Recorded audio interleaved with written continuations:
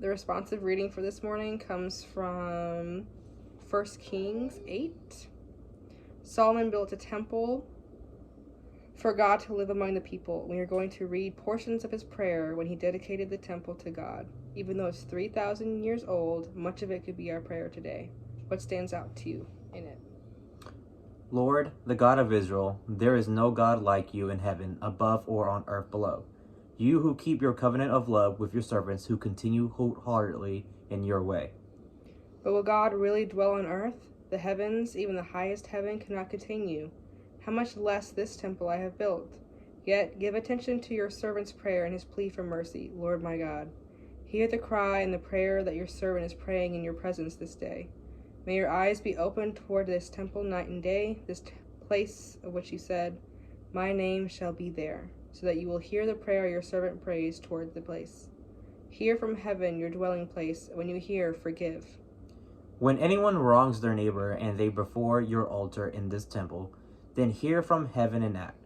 Judge between your servants, condemning the guilty by bringing down on their heads what they have done, and vindicating the innocent by treating them in accordance with their innocence.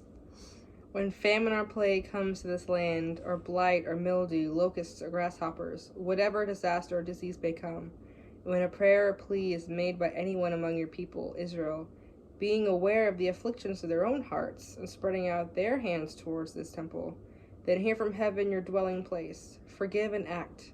Deal with everyone according to all they do, since you know their hearts, for you alone know every human heart, so that they will fear you all the time they live in the land and gave our ancestors. As for the foreigner who does not belong to your people Israel, but has come from a distant land because of your name, for they will hear of your great name and your mighty hand and your outstretched arm. When they come and pray toward this temple, then hear from heaven, your dwelling place, do whatever the foreigner asks of you, so that all the peoples of the earth may know your name and fear you, as do your own people Israel, and may know that this house I have built bears your name. Praise be to the Lord who has given rest to his people Israel, just as he promised.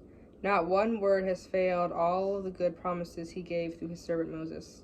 May the Lord our God be with us as he is with our ancestors. May he never leave us nor forsake us.